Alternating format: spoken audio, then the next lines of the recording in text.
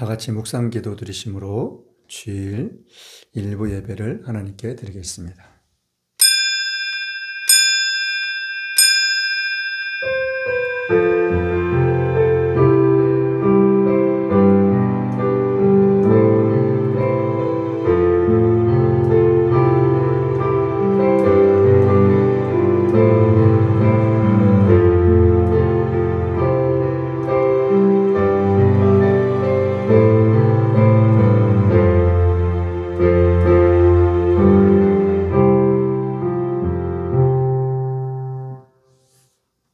사랑하는 자여, 내 영혼이 잘된 같이 내가 범사에 잘되고 강건하기를 내가 간구하노라.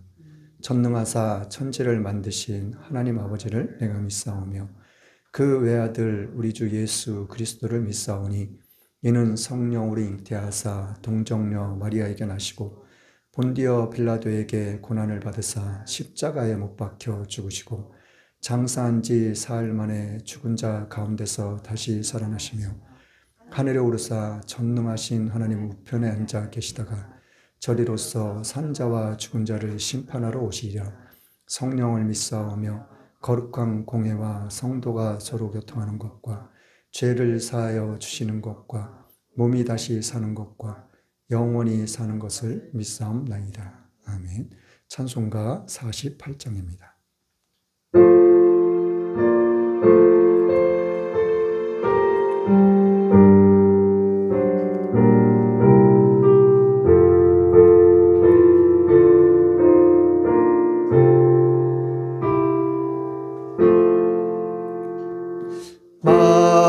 만유의 주제 존귀하신 예수 인자가 되신 하나님 나 사모하여 영원히 섬길 내 영광 되신 주로다.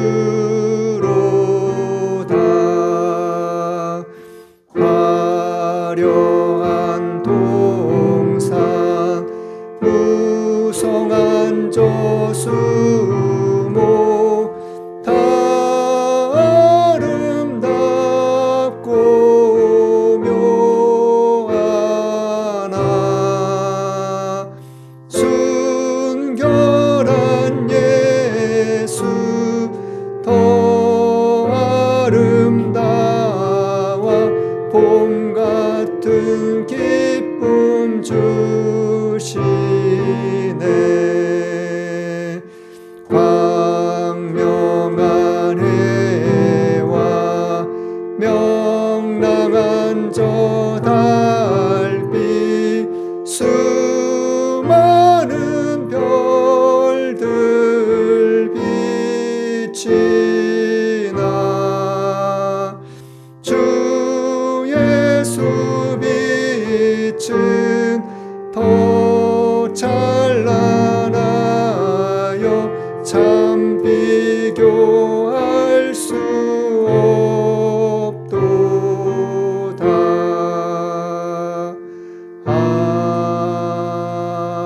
아멘. 교동문 어버이 주일입니다.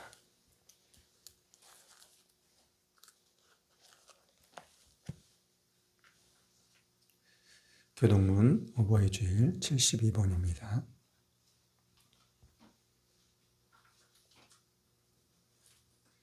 내 부모를 공경하라. 그리하면 너의 하나님 나 여호와가 내게 준 땅에서 내 생명이 길리라. 내 아들아, 내 아버지의 훈계를 들으며 내 어머니의 법을 떠나지 말라. 이는 내 머리에 아름다운 관유 내 목에 금사슬이니라. 너 낳은 아버지에게 청종하고 내 늙은 어머니를 경히 여기지 말지니라. 내 부모를 즐겁게 하며 너 낳은 어머니를 기쁘게 하라.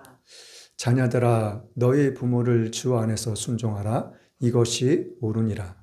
내 아버지와 어머니를 공경하라. 이것이 약속 있는 첫 계명이니 이는 내가 잘되고 땅에서 장수하리라. 아멘. 찬송가 304장입니다.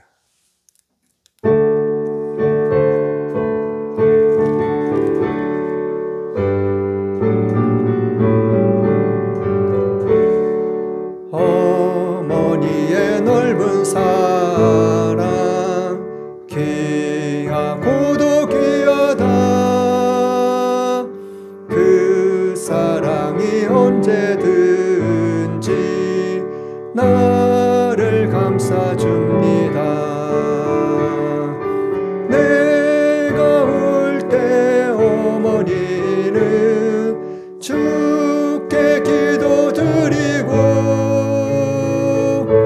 내가 기뻐 웃을 때에 찬송 부르십니다. 아침 저녁 읽으시던 어머니의 성경책 손때 남은 구절마다 모습 본 듯합니다. 믿는 자는 누구든지 영생함을 얻으리.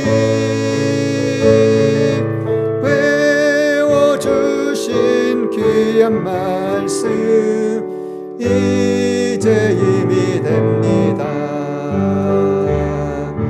홀로 누워 괴로울 때 헤매다가 지칠 때 부르시던 찬송 소리 귀에 살아옵니다.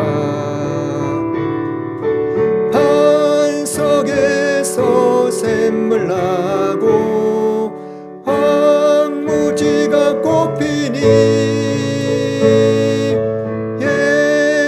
예수님과 동행하면 두려울 것 없어라. 온유하고 겸손하며 올바르고 굳세게 어머니의 뜻 받들어 보람있게 살리라. 풍파많은 세상에서 선한 싸움 싸우다 생명신에 흐르는 곳 길이 함께 살리라. 참 좋으신 하나님 감사합니다. 오늘도 귀한 날, 복된 날, 아버지를 만지할 수 있도록 저희들에게 은혜 베푸심을 감사드립니다. 이 한 시간도 변함없이 살아계신 하나님을 찬양하며 예배하며 하나님의 영광을 밝히 드러낼 수 있는 귀하고 복된 시간이 될 수 있기를 원합니다. 입술의 말들, 마음의 묵상, 머리의 생각 모든 것이 오직 주님께만 향할 수 있도록 이 한 시간 함께 하시고 모든 것을 주장하시고 다스려 주시옵소서. 이 한 시간도 변함없이 말씀을 들고 하나님 앞에 섰습니다. 하나님 앞에 나왔습니다. 이 한 시간 입술의 말, 마음의 묵상, 머리의 생각 모든 것들을 하나님 이 한 시간 붙잡아 주관하여 주셔서 인간적인 모든 것들은 오직 주님의 십자가 뒤에 가려주시옵시고 오직 온전한 하나님의 말씀만을 올바로 전하며 증거하며 선포할 수 있는 귀하고 복된 시간이 될 수 있도록 이 한 시간을 주장하여 주옵소서. 이 한 시간 오직 주님께만 영광이 드려질 수 있는 귀하고 복된 시간이 될 수 있기를 원합니다. 전하는 이나 듣는 이가 오직 성령 안에서 하나가 되어져 오직 하나님의 영광만이 밝게 드러날 수 있도록 이 한 시간을 축복하시옵소서. 그래야 해서 저희들에게 믿음이 싹트나며 믿음이 자라며 오직 주님만을 바라보며 믿고 의지하며 신뢰하며 나아갈 수 있는 살아나갈 수 있는 믿음의 삶이 될 수 있도록 진리를 찾아갈 수 있는 믿음의 삶이 될 수 있도록 하나님 축복하시옵소서. 그래 하실 주님을 찬양합니다. 살아계신 예수님의 이름으로 기도드렸습니다. 아멘.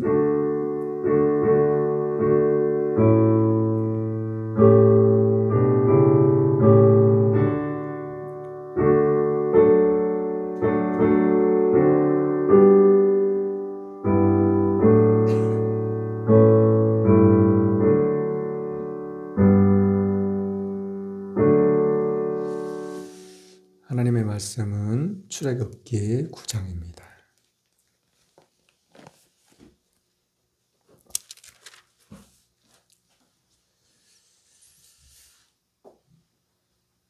하나님의 말씀은 출애굽기 9장입니다. 출애굽기 9장 13절로 17절 말씀입니다. 제 성경 제목 페이지 수는 94페이지입니다. 찾으신 줄 믿고 제가 봉독해 드리겠습니다. 여호와께서 모세에게 이르시되 아침에 일찍 일어나 바로 앞에 서서 그에게 이르기를 히브리 사람의 하나님 여호와의 말씀에 내 백성을 보내라. 그들이 나를 섬길 것이니라. 내가 이번에는 모든 재앙을 내 마음과 내 신하와 내 백성에게 내려 너로 온 천하에 나와 같은 자가 없음을 알게 하리라. 내가 손을 펴서 온욕으로 너와 내 백성을 쳤다면 내가 세상에서 끊어졌을 것이나 내가 너를 세웠음은 나의 능력을 내게 보이고 내 이름이 온 천하에 전파되게 하려 하였음이니라. 내가 여전히 내 백성 앞에 자고하고 그들을 보내지 아니하느냐. 아멘. 오늘 말씀의 제목은 내 이름이. 오늘 말씀의 제목은 내 이름이. 첫 번째로는 하나님의 섭리. 첫 번째로는 하나님의 섭리. 두 번째로는 하나님의 시간. 두 번째로는 하나님의 시간. 세 번째로는 하나님의 통치. 세 번째로는 하나님의 통치.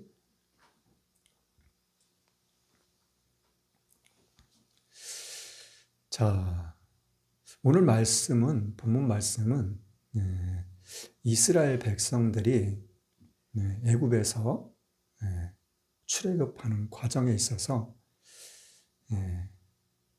애굽의 왕 바로, 바로가 이 이스라엘 백성들을 보내준다 그러면서 보내주지 않고 있는 그러한 상황 가운데 있는 거예요.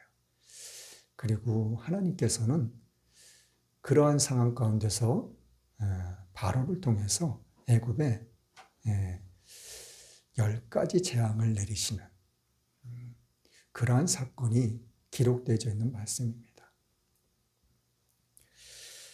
자, 오늘 말씀을 통해서 하나님께서는 우리에게 무엇을 알고 무엇을 깨닫고 그리고 우리에게 어떠한 말씀을 하시길 원하시는지 말씀을 통해서 저와 여러분들이 하나님 마음과 하나님의 생각, 하나님의 뜻이 무엇인지 조금씩 알아갈 수 있는 그런 귀하고 복된 시간이 될 수 있기를 원합니다. 그러기 전에 제가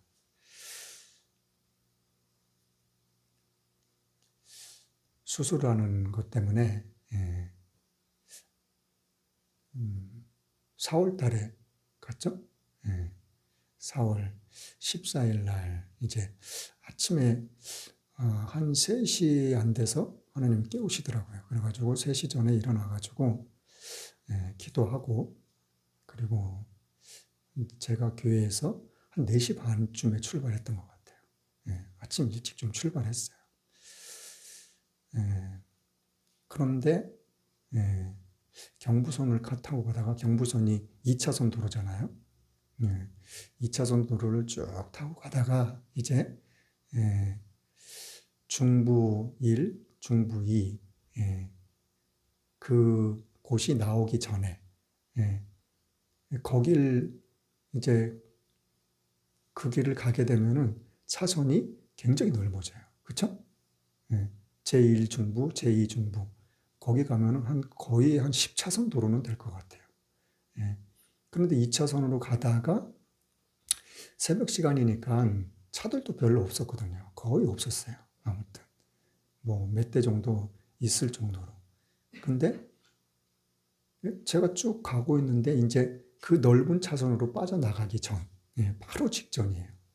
바로 직전인데 앞에도 차가 없고 뒤에도 차가 없는 걸로 알고 있었는데 갑자기 차 한 대가 1차선에 있던, 저는 2차선으로 가고 있었고 1차선에 있던 1차선에서 차 한 대가 그냥 슉 오더니만 제 앞으로 확 지나가는 거예요. 네. 진짜 뭐 한 1m도 안 떨어질 정도로 외제차 한 대가. 그래가지고 이게 뭐지?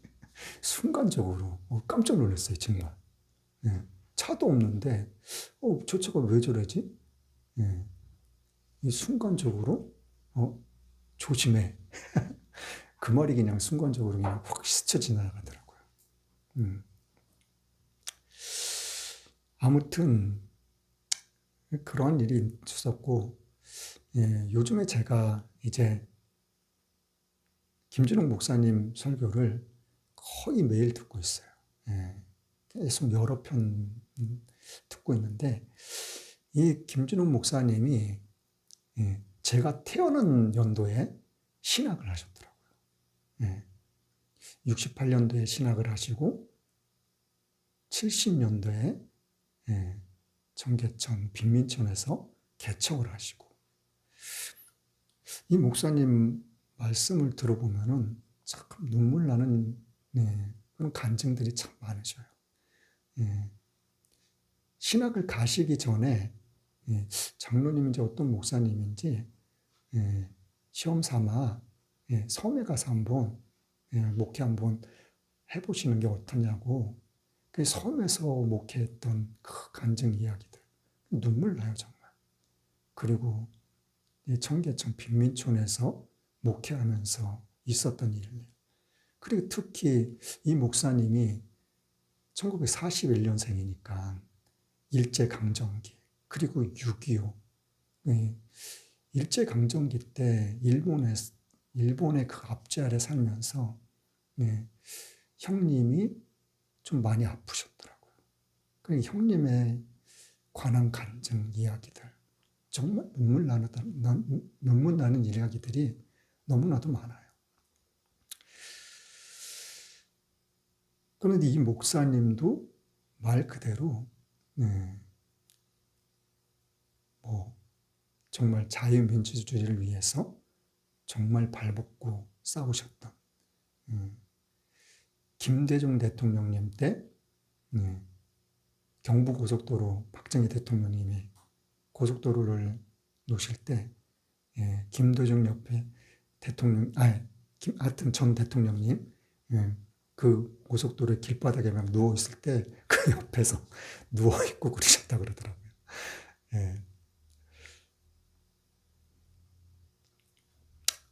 아무튼 진리를 쫓는 데 있어서 아무튼 열정적이신 그리고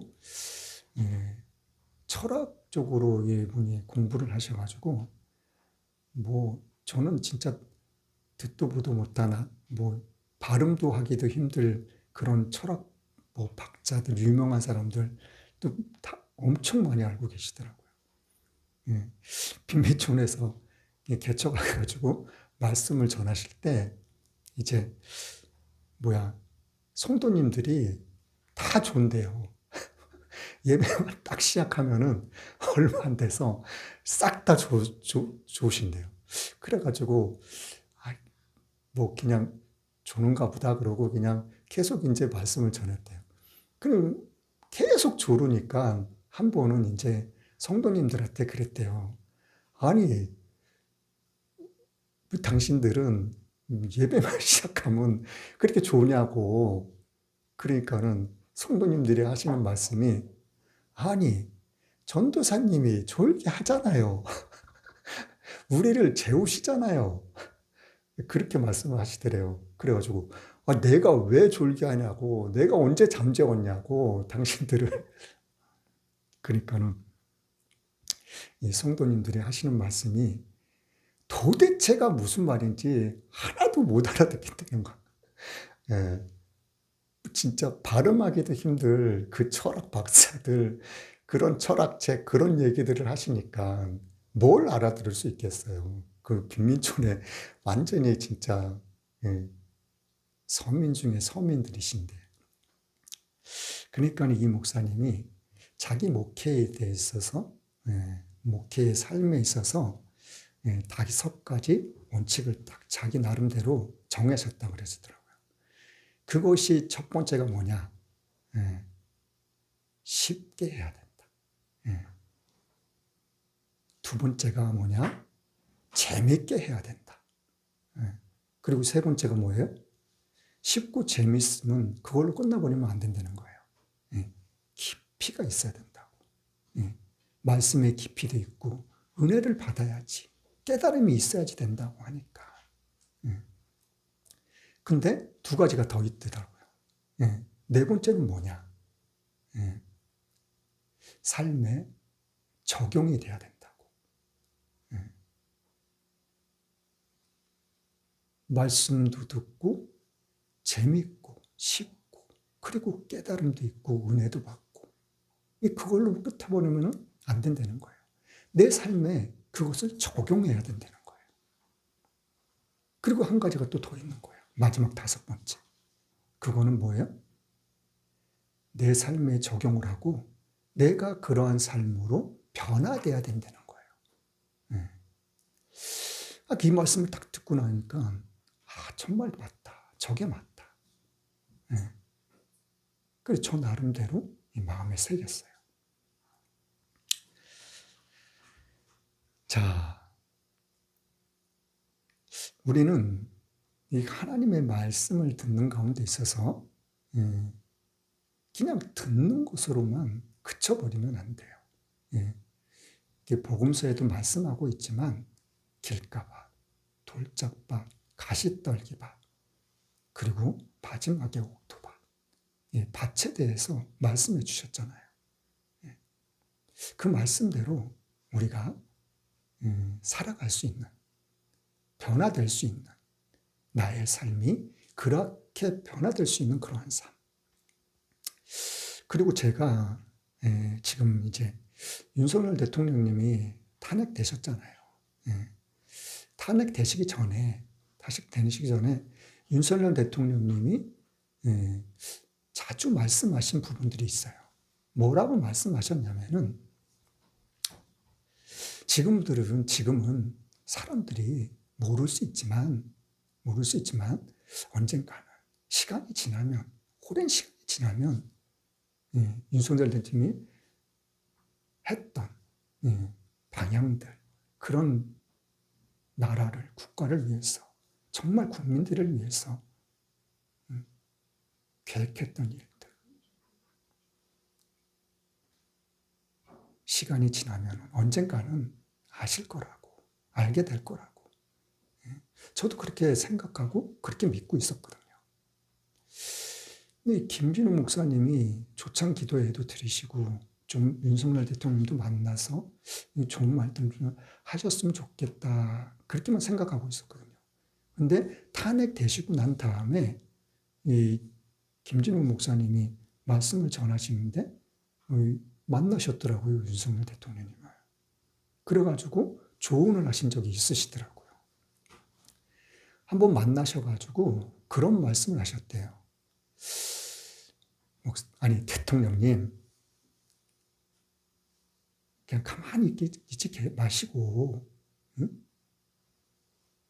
좀 PR 좀 하시라고. 피가 터지고 알이 배길 정도로 좀 PR 좀 하시라고. 언론을 통해서든지 뭘 통해서든지 좀 많이 좀 알리시라고.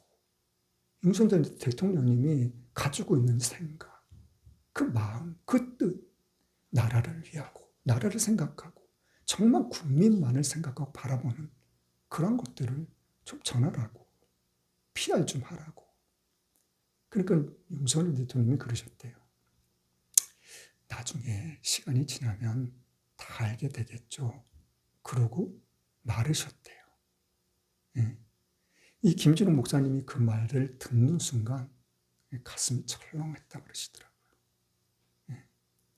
저도 그 말을 듣는 순간 정말 저도 마음에 어려움이 생기더라고요.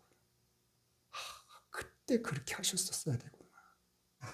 자, 왜 하나님의 종, 왜 목사의 말에 귀를 기울이고 그 말을 순종해야 되는지 성경이 말하고 있어요. 어디요? 자, 한나 이야기 잘 알고 계시죠? 한나 때 제사장이 누구였었어요? 엘리 제사장. 자, 엘리 제사장은 영적인 상태가 어느 정도였었냐면 말 그대로 하나님이 엘리 제사장을 책망하실 때 너 나보다 자식을 더 많이 사랑했다고 책망하셨어요. 그리고 엘리 제사장이 죽을 때 그 몸이 어떻다 그랬어요? 비둔했다 그랬거든요. 살만 그냥 드륵드륵 찌고 영적으로 완전 바닥인 그런 상태였던 사람이에요.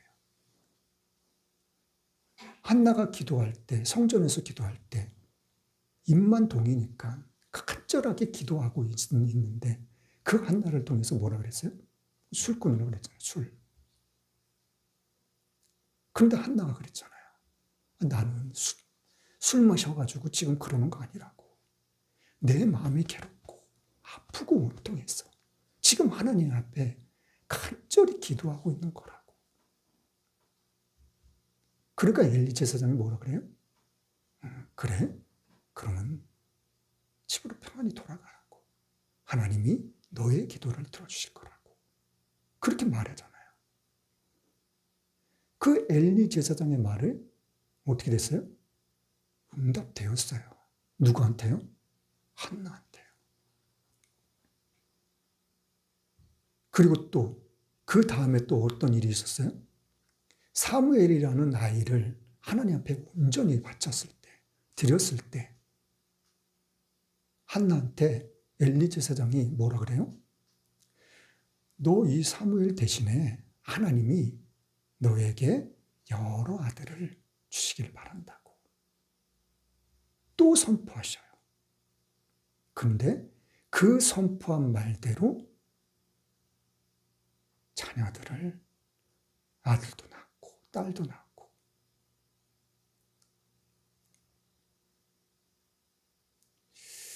하나님이 세우신 종, 하나님이 기름 부으신 종, 인간의 말로 들어서는 안 돼요. 그리고 특히 영적으로 깨어있는 분의 이 말씀은, 이 선포된 말씀은 귀 기울일 줄 알아야 되고 마음에 새길 줄 알아야 돼요.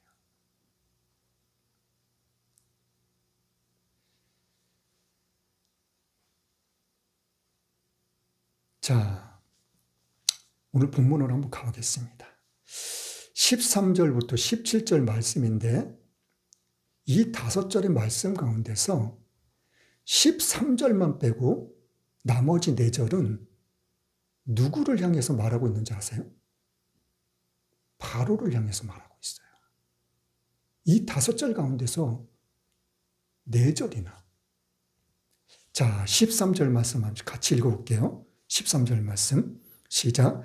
여호와께서 모세에게 이르시되 아침에 일찍 일어나 바로 앞에 서서 그에게 이르기를 히브리 사람의 하나님 여호와의 말씀에 내 백성을 보내라. 그들이 나를 섬길 것이니라.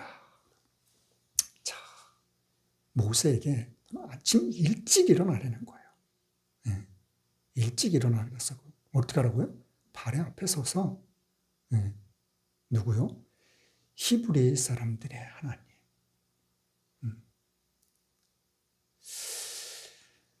자, 이 하나님께서 말씀하시는데 내 백성을 보내라고. 왜 보내라고요? 이 이스라엘 백성들이 하나님을 섬길 것이라고. 그러니까 보내라고. 자, 이게 오늘 본문 말씀에 나오는 내용이 우박재앙이 임할 때거든요. 우박재앙이 몇 번째냐면 7번째예요. 네. 자, 6번째 재앙까지는 이 6번째 재앙까지 하고 7번째 재앙에 와서 상황이 좀 바뀌는, 변화되는 그러한 상황이 나타나요. 그것이 14절 말씀이에요. 자, 14절 말씀 한번 읽어봐요. 자, 시작. 내가 이번에는 모든 재앙을 내 마음과 내 신하와 내 백성에게 내려 너로 온 천하에 나와 같은 자가 없음을 알게 하리라. 자, 하나님께서 내가 이번에는 바로야, 내가 이번에는 모든 재앙을 어떻게 한다고요? 내 마음. 누구의 마음이요? 바로 너 마음. 너 마음하고 또 누구요? 내 신하의 마음. 그리고 또 내 백성의 마음. 왜 마음을 얘기하셨을까? 이 성경에서는 이 마음이라는 것을 여러 곳에 말씀하고 계셔요. 예. 제가 정말 수도 없이 여러 번 말씀드리지만 하나님의 영, 하나님의 빛, 이것은 하나님의 영이 우리 안에 있는 거예요. 좀 이렇게 표현하기는 좀 안 되지만은 우리가 좀 이해하기 쉽게 표현하기 위해서 수제비를 만들면 수제비를 이렇게 띄워가지고 이렇게 뜨거운 물에다 넣잖아요. 그러니까 하나님의 영이 그 빛이라는 것이 우리 몸속에 들어와 있는 거예요. 그렇기 때문에 하나님의 마음과 우리의 마음은 하나가 되어 있는 거예요. 하나는 마찬가지예요. 그래서 하나님께서는 이 마음에 대해서는 정말 여러 가지 방면으로 말씀해 주고 계셔요. 자, 이 바로의 내 마음. 자, 우리 첫 번째 재앙부터 한번 살펴볼게요. 네. 첫 번째 재앙이 7장에 나와 있거든요. 피재앙. 자, 7장 22절 말씀 한번 볼게요. 7장 22절. 자, 시작. 애굽 술객들도 자기 술법으로 그와 같이 행함으로 바로의 마음이 강팍하여 그들을 듣지 아니하니 여호와의 말씀과 같더라. 바로의 마음이 어떻게 하더라고요? 강팍했다고요. 자, 8장 15절 말씀. 8장 15절 말씀 시작. 그러나 바로가 숨을 통할 수 있음을 볼 때에 그 마음을 완강케 하여 그들을 듣지 아니하였으니 여호와의 말씀과 같더라. 이 둘째 재앙, 게으리 재앙이었을 때거든요. 그리고 세 번째, 이 재앙이 있을 때 19절 말씀. 자, 시작. 술객이 바로에게 고하되 이는 하나님의 권능이니이다 하나 바로의 마음이 강팍하게 되어 그들을 듣지 아니하였으니 여호와의 말씀과 같았더라. 자, 네 번째 재앙, 파리 재앙. 이 32절 말씀, 8장 32절 시작. 그러나 바로가 이때에도 마음을 완강케 하여 백성을 보내지 아니하였더라. 자, 9장 2절 말씀. 9장 2절 말씀에는 무슨 재앙이 있나? 자, 악질 재앙이 있을 때 시작. 내가 만일 그들을 보내기를 거절하고 억지로 잡아두면. 바로가 지금 억지로 그냥 이스라엘 백성들을 잡아두고 있다는 거예요. 자, 그래서 6번째 독정 재앙이 임하고 7절 말씀에 또 그랬어요. 악질 재앙이 있었을 때 7절 말씀 한번 봐봐요. 9장 7절 시작. 바로가 보내어 본즉 이스라엘의 생축은 하나도 죽지 아니하였더라. 그러나 바로의 마음이 완강하게요 백성을 보내지 아니하니라. 이 악질 재앙이 있었을 때는 이 짐승들이 다 죽어나가는 그런 엄청난 결과가 나왔던 거거든요. 예. 자, 이 독종이랑 재앙에서는 또, 자, 11절 말씀 봐봐요. 여섯 번째 재앙은 어떤 일이 있었는지. 11절 시작. 술객도 독종으로 인하여 모세 앞에 서지 못하니 독종이 술객들로부터 애굽 모든 사람에게 발하였음이라. 자, 술객들은 누구예요? 점장이들, 마술사들, 예, 우상을 섬기는 그 우상 제사 드리는 그 우두머리들. 이 사람들이 바로 앞에 서가지고 피재앙 내려가지고 피 만들면 이 술객들도 물에 뭐 이렇게 피를 만드는 거예요. 그러니까 바로 앞에 자기만 혼자 있었던 것이 아니라 이 사람들이 늘 옆에 같이 있었으니까 아무래도 자기 혼자 있는 것보다 든든하지 않았겠냐고요. 그러나 이 여섯 번째 재앙, 독종이 있었을 때는 이 술객들도 독종으로 인해서 이제 바로 앞에 있을 수가 없었다는 거예요. 그게 다 떠나갔다는 거예요. 그럼 누구만 있어요? 바로 혼자 있는 거예요. 바로 혼자. 자, 왜 하나님이 일곱째 재앙에서 이 바로의 마음을 이야기하셨을까? 자, 이 바로의 마음이 여섯째 재앙까지에는 계속해서 조금도 흔들림이 없었다는 거예요. 완강하고 강박하고, 그리고 이는 이스라엘 백성들을 강제로 그냥 억지로 그냥 잡아놓고. 그러나 지금 술객들이 여섯 번째 재앙에서 바로 앞에서 그냥 싹 나가버린 거예요. 없어진 거예요. 바로 너 혼자. 군인들은 있었을 수 있겠죠. 장관들은. 그러나 이 상황이, 이 순간이 됐었을 때 하나님께서는 이제 바로의 마음을 건드리기 시작하시는 거예요. 자, 15절 말씀 한번 볼게요. 15절 말씀. 이 말씀도 참 중요한 말씀인데, 자, 한번 같이 읽어보겠습니다. 시작. 내가 손을 펴서 온역으로 너와 내 백성을 쳤다면 내가 세상에서 끊어졌을 것이나. 자, 하나님께서 내 마음, 내 신하의 마음, 내 백성의 마음, 내가 이제 만질 거야. 자, 그러면서 하시는 말씀이 내가 손을 펴서 온역이라는 말씀을 하셔요. 근데 이 온역을 내가 너하고 너희 백성에게 내렸으면 어떻게 됐다고요? 내가 세상에서 끊어졌을 거라고. 자, 이 말씀, 자, 민수기 말씀 한번 볼게요. 민수기 16장 46절 말씀. 민수기 16장 46절 말씀입니다.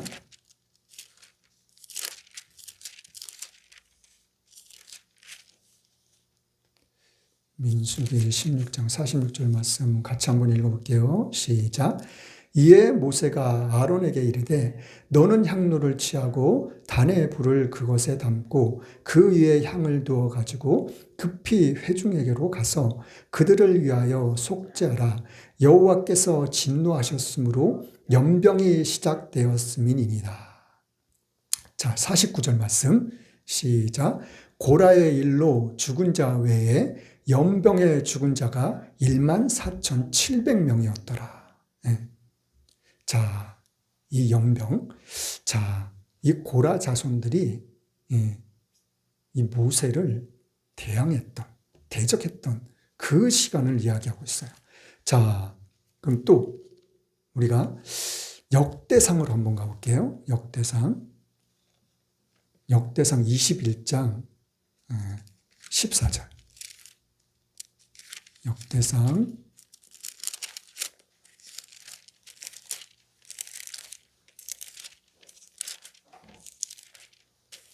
21장 21장 14절 말씀 읽어볼게요. 시작. 이에 여호와께서 이스라엘 백성에게 온역을 내리심에 이스라엘 백성의 죽은 자가 7만이었더라. 예. 아까 민수기에서 있는 내용하고는 차원이 틀려요. 14,000 몇백 명이 죽었지만은 이것은 역대상의 내용은 다윗이, 예, 하나님이 다윗의 마음을 아주 그냥 만지셔가지고 이스라엘 백성들을 죽이는. 예. 근데 온역으로 인해서 몇 명이 죽었다고요? 7만 명이 죽어나갔어요.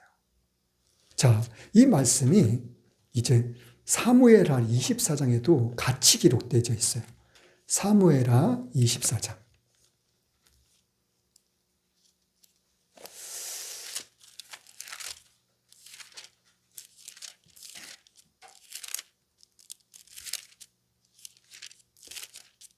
사무엘하 24장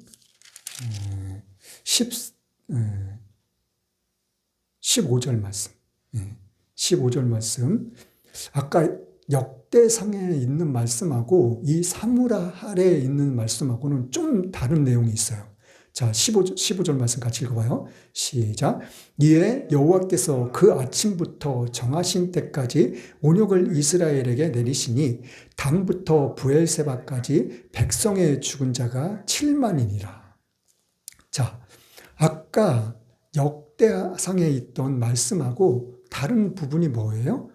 이에 여호와께서 그 아침부터 정하신 때까지. 예. 무슨 때요? 정하신 때. 정하신 시간. 하나님이 정해놓은 시간. 예. 그 시간을 지금 이야기하고 있는 거예요. 이 시간은 누가 정했어요? 하나님이 정하신 거예요. 이 시간은 누구만이 알 수 있어요? 하나님만이 알 수 있는 시간이에요. 자, 다시 본문 말씀으로 한번 가보겠습니다. 만약에 지금 오늘 본문 말씀 15절 말씀처럼 이 온역이라는 것을 바로 너 말이야, 너.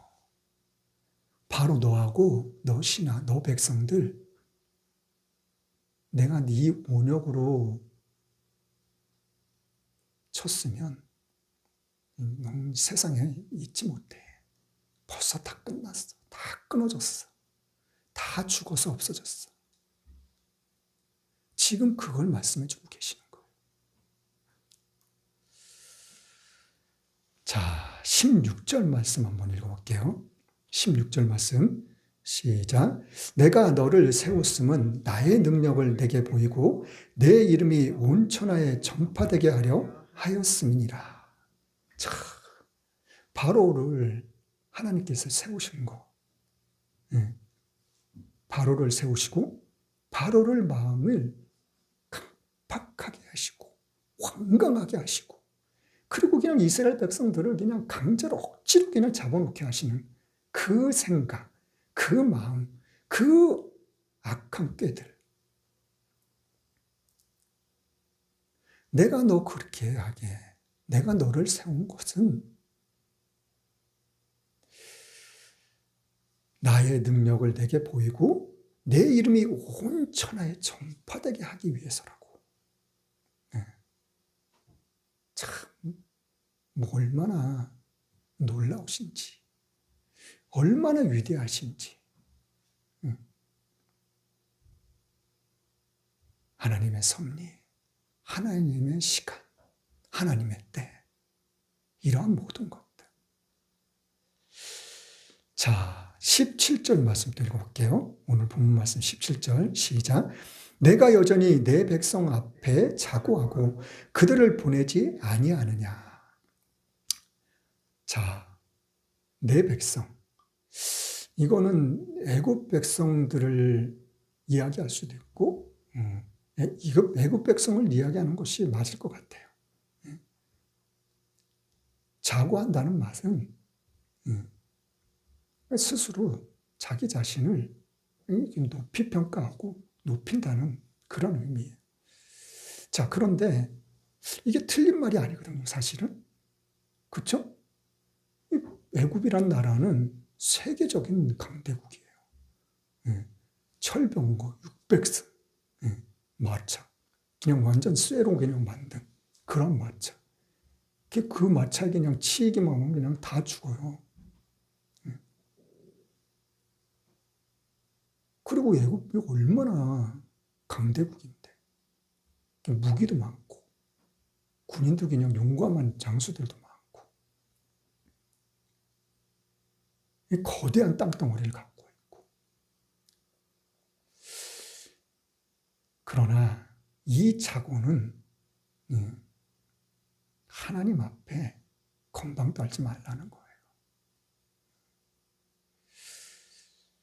자, 18절, 19절 말씀 또 읽어볼게요. 시작. 내일 이맘때면 내가 중한 우박을 내리리니 애굽 계곡 이래로 그 같은 것이 있지 않던 것이니라. 이제 보내어 내 생축과 내 들에 있는 것을 다 모으라. 사람이나 짐승이나 무릇 들에 있어서 집에 돌아오지 않는 자에게는 우박이 그 위에 내리리니 그것 죽으리라 하셨다라 하시니라. 이게 자, 이스라엘 모세가 이제 바로한테 바도들 신하들 이런 사람들한테 이야기한 내용일 것 같아요. 뭐라고요? 하나님이 우박을 내릴 거라고. 그러니까는 사람이든 짐승이든 다 드리라고. 왜? 죽으니까. 하나님이 얼마나 좋으신 분이에요. 얼마나 사랑이 많으신 분이냐고요. 자, 20절 말씀 읽어볼게요. 20절 말씀 시작. 바로의 신하 중에 여호와의 말씀을 두려워하는 자들은 그 종들과 생축을 집으로 피하여 드렸으나 신하들 중에서도 하나님의 말씀을 무서워하고 두려워했던 사람들이 있었다는 거예요. 이 사람들은 어떻게 했다고요? 종들과 가축들 다 집안으로 다 드렸다는 거예요. 자, 이 7째 쟁할서부터 하나님이 바로의 마음, 내 신하들의 마음을 이제 치시기 시작하고 마음을 움직이기 시작하셨다는 거예요. 그래서 신하들 중에 하나님의 말씀을 믿고 두려워했던 사람들이 이제 생겨나기 시작한 거예요. 자,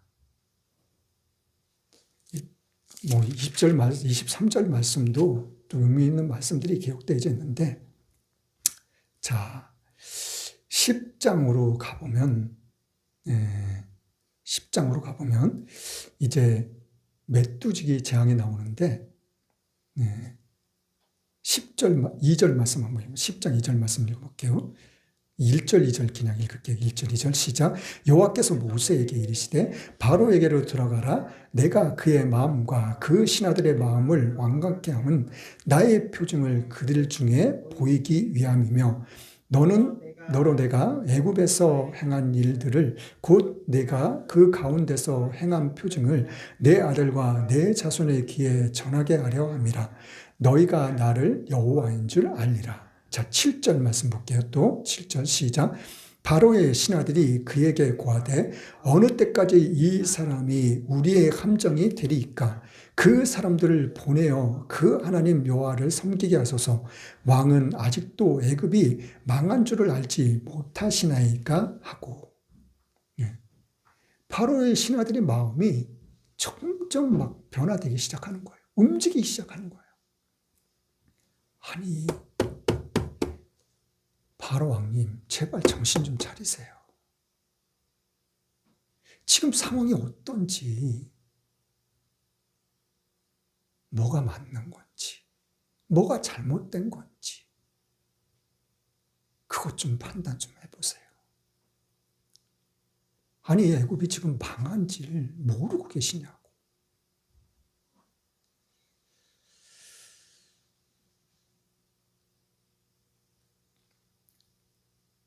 자,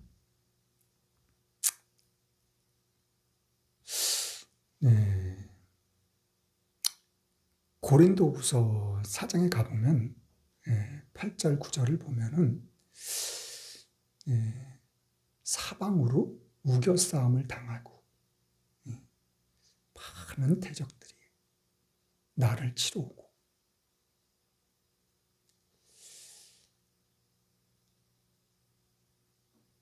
너희들이 그러한 상황이 닥친다고 할지라도 고민하지 말고 낙담하지 말라고 하나님은 말씀해 주셔요.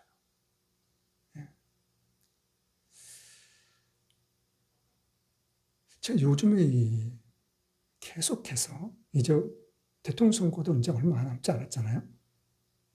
그렇죠?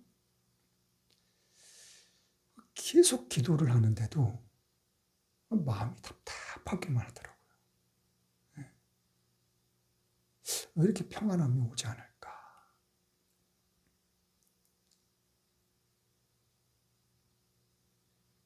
근데 제가 이 말씀을 준비하면서 마음의 평안함이 확 밀려오더라고요.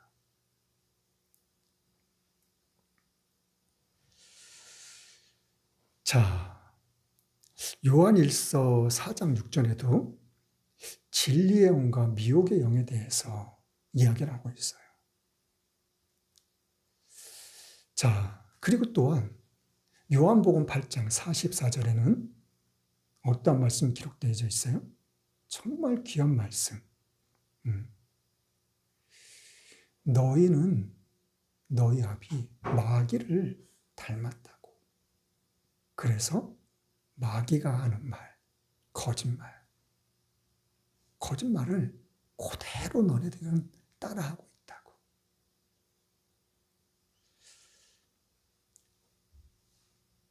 자, 이 거짓의 영에 빠져 있으면은 무엇이 옳고 그른지를 판단할 수가 없어요. 왜요? 아비가 마귀니까. 자, 그리고 제가 처음에 말씀드렸던 것처럼 김준욱 목사님이 말씀을 전하실 때, 선포하실 때 나름대로의 5가지 원칙을 갖고 계시다고. 자, 첫 번째가 쉽게, 재밌게, 깊이 있게. 자, 깊이 있다는 것은 말씀의 깨달음도 있고 말씀의 은혜도 있어요. 자, 그 다음 4번째가 뭐예요? 삶에 적용이 돼야 되는 거. 자, 수많은 목사님들이 계시죠. 그렇죠? 네. 그런데 지금 북한을 찬양하고 중국을 좋아하는, 아니 공산당 100주년 기념 때 참석해가지고 거기에다가 당 깃발을 꽂아놓는, 이거를 어떻게 생각하는지를 나는 이해를 못하겠어요. 이 강단에서 말씀을 같이 전하는데 증거하고 선포하는 사람들이, 그런 목사님들이 도대체 저런 거를 어떻게 생각하고 어떻게 보고 있길래 계속해서 그 사람들을 따를까? 왜 계속해서 그 사람들의 말을 믿고 따라가고 있을까? 이 김진호 목사님의 5가지 원칙에 답이 있더라고요. 자, 깊이 있다는 거, 깨달음이 있고 은혜가 있고, 이 거짓의 영에 사로잡힌 사람들은 여기까지예요. 여기까지. 그 다음에 4번째가 뭐예요? 삶에 적용이 돼야 되거든요. 무엇이 옳고 그른지를 판단할 수 있고 깨달을 수가 있어야 되거든요. 그래야 적용이 되는 거거든요. 이 네 번째 단계를 넘어설 수가 없어요. 그냥 깊이 있게, 은혜 있게, 감동 있게, 말씀의 은혜도 받고, 눈물도 흘리고, 그럴 수 있지만, 진리를 알지 못하니까, 깨달지 못하니까,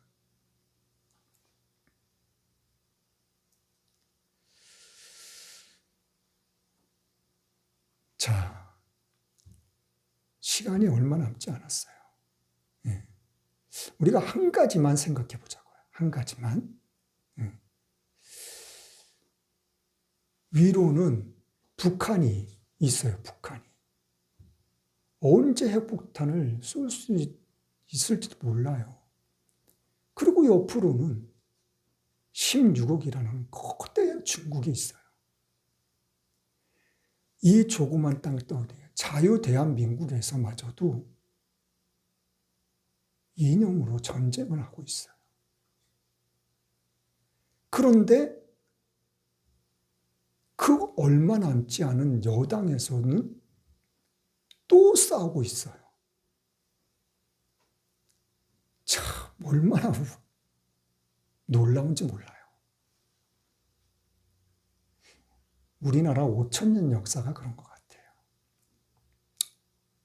간단하게 쉽게 이순신 장군만 생각해도 온갖 음모를 꾸며가지고 끝내는 감옥에 집어넣고 거북선을 불태워버리고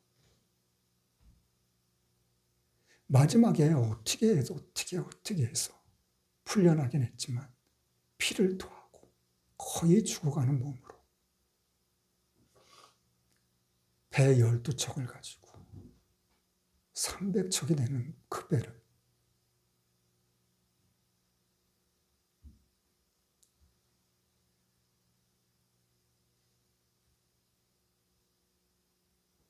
참 그렇게 이어져 나오고 세워져 나오고 그렇게 만들어져 난 세워진 나라가 이 자유대한민국이에요.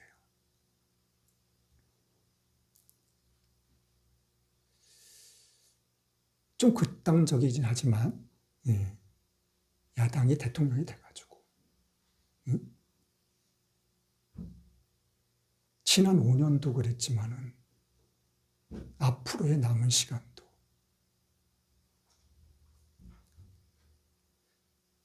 윤석열 대통령님이 계엄을 선포하시면서 탄핵당하시는 그 일로 인해서 정말 우리들이 알고 듣지도 보지도 못했던 곳곳에서 수많은 곳에서 아니 안 들어가 있는 데가 없더라고요.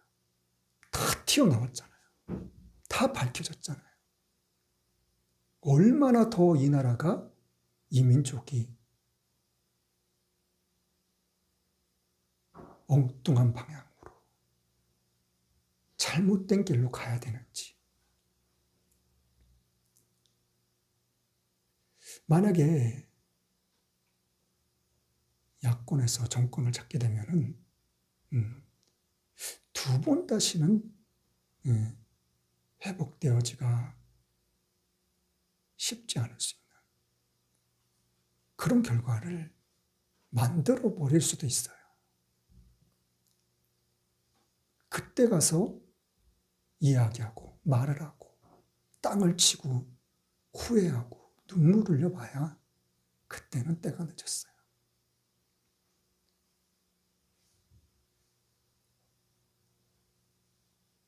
온갖 수단과 방법을 가리지 않고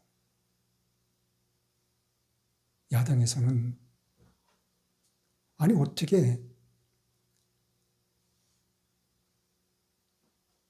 대법원장님들이 하루아침에 그렇게 생각을 확 바꿔놓을 수가 있는지.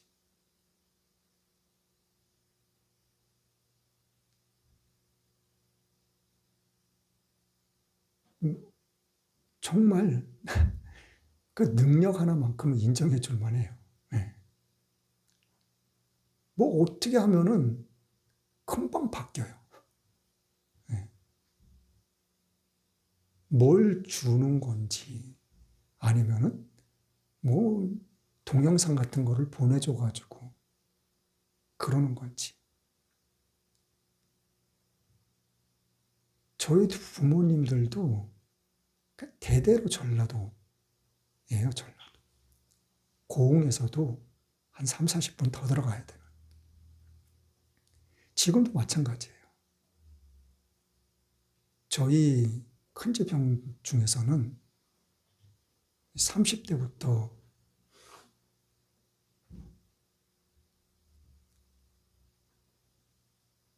저기 하셔가지고 거의 임원으로서 중과금 이상 될 정도로 그 자녀들도 마찬가지고.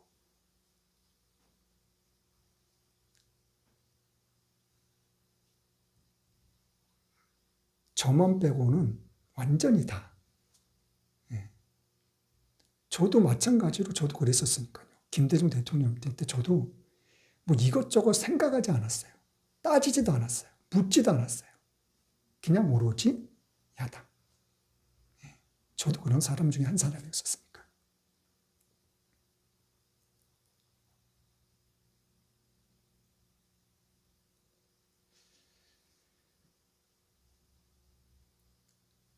낮에는 가서 일하고 오고 밤에도 잠을 안 자더라고요. 밤새도록 불을 켜놓고 뭘 하는지 컴퓨터 앞에서. 그 자녀들도 그렇고. 이 사람들은 낮밤이 없어요, 지금. 그런데 여당에서는 이거 내부에 안에서도 지금 싸우고 있으니. 한 가지 중요한 것을 제가 깨달았어요. 김진우 목사님 말씀을 들으면서 맞다. 지금 얼마 남지 않았지만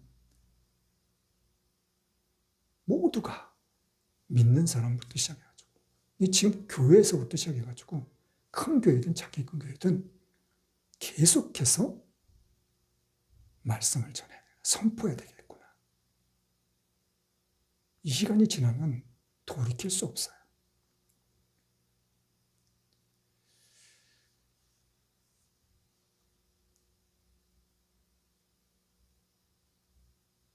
큰 교회들이 좀 다들 일어났으면 좋겠는데, 예. 이용우 목사님도 이렇게 좀 돌아가는 것 같지만은 말씀을 하시긴 하시더라고요. 은혜와 진리교회 정록 목사님도 처음에 기도하는 그 기도에 딱 선포를 하시더라고요. 이젠 교회들이 하나가 돼야지 돼요.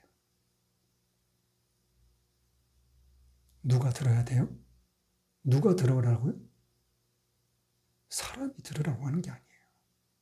하나님이 들으셔야 돼요. 하나님이 들으시고 이젠 하나님이 움직이셔야 돼요.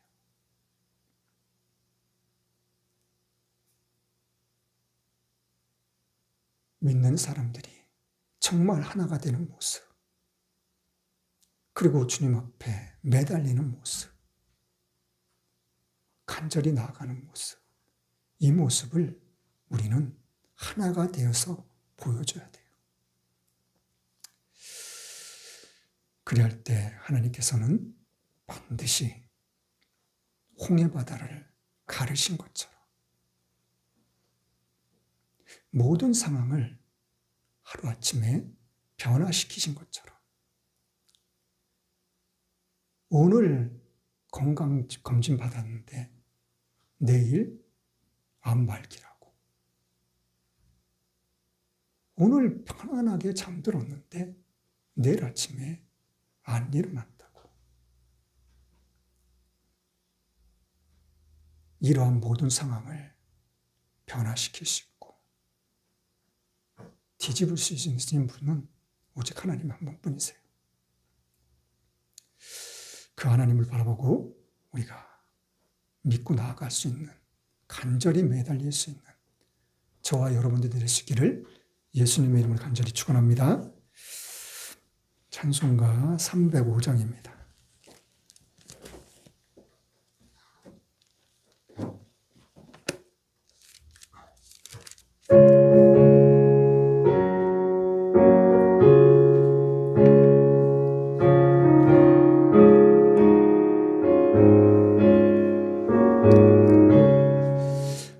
철의 봄바람 불어있고 하나님은 보지 모셨으니 믿음과 반석도 든든하다. 우리 집 즐거운 동산이라. 고마워라 임마누엘, 예수만 섬기는 우리 집. 고마워라 임마누엘, 복되고 즐거운 하루하루. 어버이 우리를 고이시고 동기들 사랑에 뭉쳐있고 기쁨과 서름도 같이 하니 한간의 조가도 천국이라. 고마워라 임마누엘, 예수만 섬기는 우리 집. 고마워라 임마누엘, 복되고 즐거운 하루하루. 아침과 저녁에 수고하여 다 같이 일하는 온 식구가 한 상에 둘러서 먹고 마셔. 여기가 우리의 낙원이라. 고마워라 임마누엘, 예수만 섬기는 우리 집. 고마워라 임마누엘.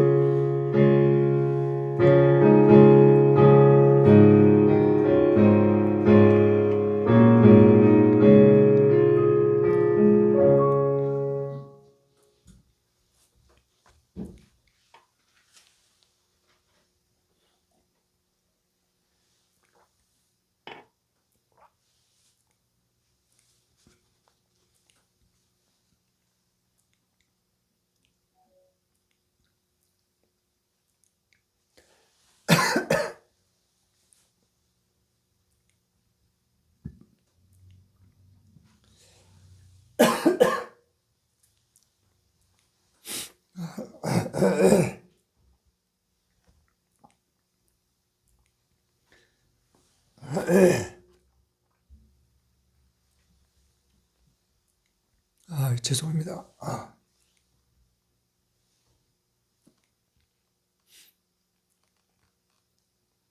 꺼졌어?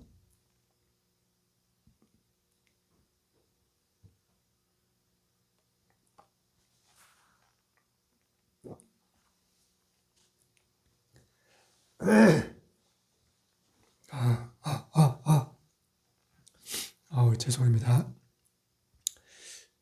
갑자기 그냥 기침이 막 나오려고 그러네요. 마지막까지 우리가 기도와 간구로 이 나라의 민족을 위해서 우리가 간절히 기도할 수 있기를 원합니다. 또한 저희 교회를 이 모양으로 저 모양으로 돕고 계시는 교회들, 목사님들, 그리고 성도님들을 위해서도 우리가 잊지 않고 기도할 수 있기를 원합니다. 여러분들 가정에 있는 각자 개인의 문제들을 놓고서도, 결혼 문제를 놓고서도 기도할 수 있기를 원합니다. 또한 중요한 것은 정말 마지막 때예요. 미혹의 영에 빠지지 아니할 수 있도록, 이단에 빠지지 아니할 수 있도록 정말 믿음을 잘 지켜나갈 수 있는 믿음이 내게 있기를 하나님께 기도하세요.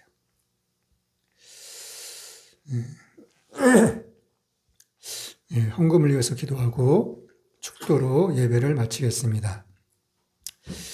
참 좋으신 하나님 감사합니다. 웬 은혜인지 웬 사랑인지 만세전부터 주님 택해 주시고 자녀 삼아 주시는 것 감사드립니다.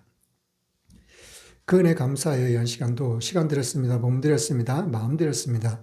11조 감사홍중 건축홍 성경홍금 각종 예물 드렸습니다. 이 예물 하나님 기뻐 받아주심을 또한 감사드립니다.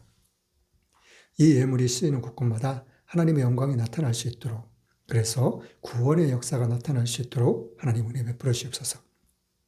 또한 저희들에게는 믿음을 더하시고 마지막 때에 살아가는 이 세상 가운데서 반드시 승리할 수 있는 삶이 되어져 하나님 나라에 임할 때 하나님께 잘했다 칭찬받는 우리 모두가 될 수 있도록 하나님 또한 마음껏 축복하시옵소서.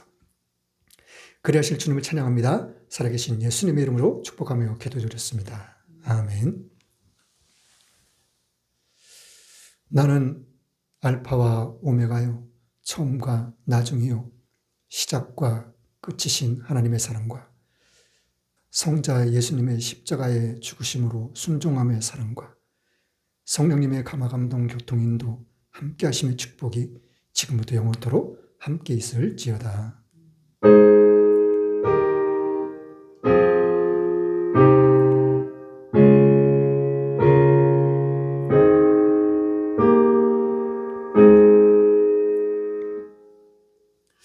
모든 영광 하나님께